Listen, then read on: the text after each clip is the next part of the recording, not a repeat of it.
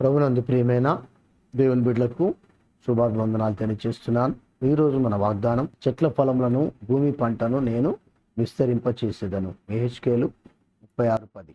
చూడండి పరిశుద్ధ లేఖనాలను బైబిల్ వాక్యం నుంచి.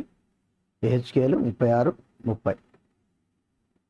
అన్యజనులలో కరువును గూర్చిన నింద మీరిక నొందక ఉండినట్లు చెట్ల ఫలములను భూమి పంటను నేను విస్తరింప చేసేదను.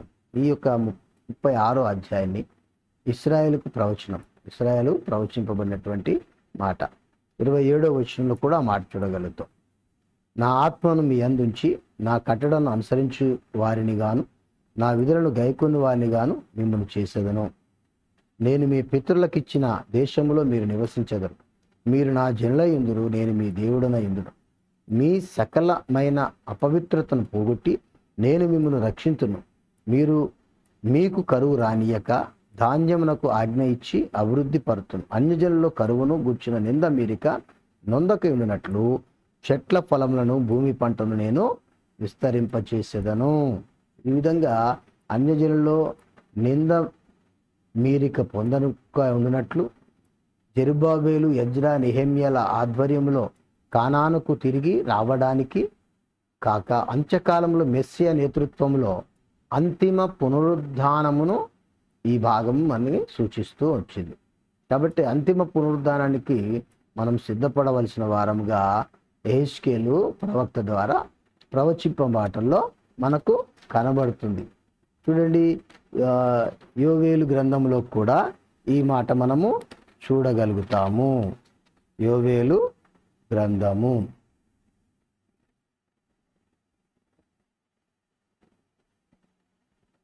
యోవేలు గ్రంథము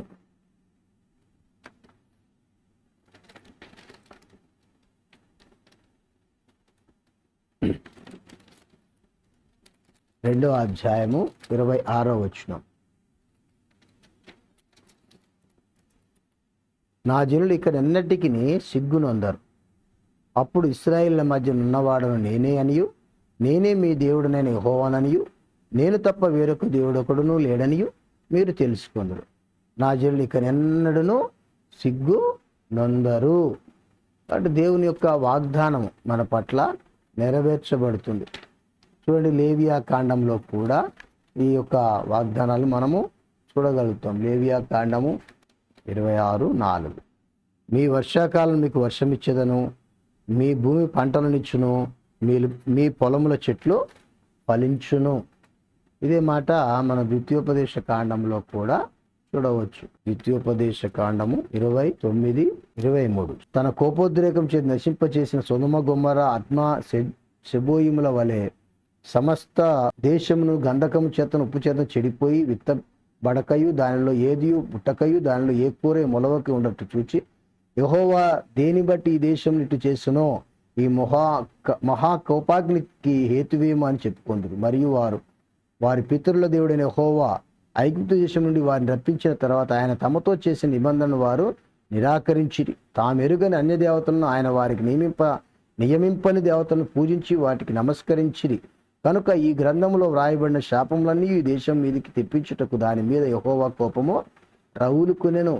దేవుడు ఆ మంచితనంతో దేవుడు దీవించినప్పుడు వీరందరూ దాన్ని తిరగబడినటువంటి వారిగా, ఆయన మాట వినటువంటి వారిగా తయారయ్యారు. అప్పుడు దేవుడిచ్చినటువంటి కార్యం, యెహోవా తన కోపోద్రేక అత్యుగ్రత చేతను తమ దేశంలో నుండి వారిని పెళ్లగించి నేడున్నట్లుగా వారిని వెళ్ళగొట్టి పరదేశము పాలు చేశాను.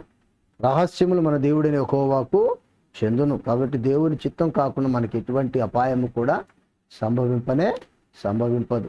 అట్టి కృప మన పట్ల దేవుడు చేస్తూ వచ్చాడు. అందుకని మనము దేవుని యందు ఆనందించే వారంగా, దేవుని మహిమపరిచే వారంగా ఉండాలి. చూడండి, యోవేలు గ్రంథంలోనే 2వ అధ్యాయం 17వ వచనంలో ఒక మాట చూద్దాం. యెహోవాకు పరిచర్య చేయు యాజకుల మంటపమునకును బలిపీఠమునకు మధ్య నిలవబడి కన్నీరు విడిచి యెహోవా నీ జనుల ఎడల జాలి చేసుకుని అన్యజనుల వారి మీద ప్రభుత్వం చేయనట్లు వారిని అవమానముకు అప్పగింపకుము. లేని ఎడల అన్యజనులు వారి దేవుడు ఏమాయనందురు గదా అని వేడుకొనెను.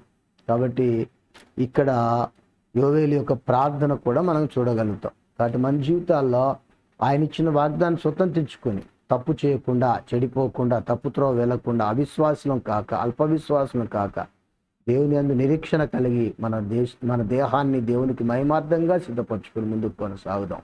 అట్టి కృపతో దేవుడు మనల్ని నింపునుగాక. ప్రేమ నమ్మకం గల మా తండ్రి, మీ పాదములకు స్తోత్రం నాయన. ఎంతమంది బిడలు ఇట్టి హెచ్చరిక వాగ్దాన్ని పొంది తాము సరిదిద్దుకోవడానికి ఇష్టపడుతున్నారో వారిని బట్టి నీకు స్తోత్రాలు. స్థిరపరచండి నాయన, బలపరచండి, భద్రపరచండి. నీ వాగ్దాన్ని స్వతనింపచేసి వారిని స్థిరపరచమని, సమస్త ఘనత మహిమకు ఆధారభూతుడిని నీకే, నన్ను నేనుగా మమ్మల్ని మేము అప్పగించుకుంటూ యేసు నామమున సమర్పించుకుంటున్నాను తండ్రి. ఆమేన్. మహోన్నతుడు, మహాగణుడు, నిత్య నివాసి, ఆత్మస్వరూపి అయిన దేవుడు, సజీవుడైన దేవుడు యేసుక్రీస్తు యొక్క కృప మనందరికీ సర్వదా తోడయుండి నడిపించునుగాక. ఆమేన్.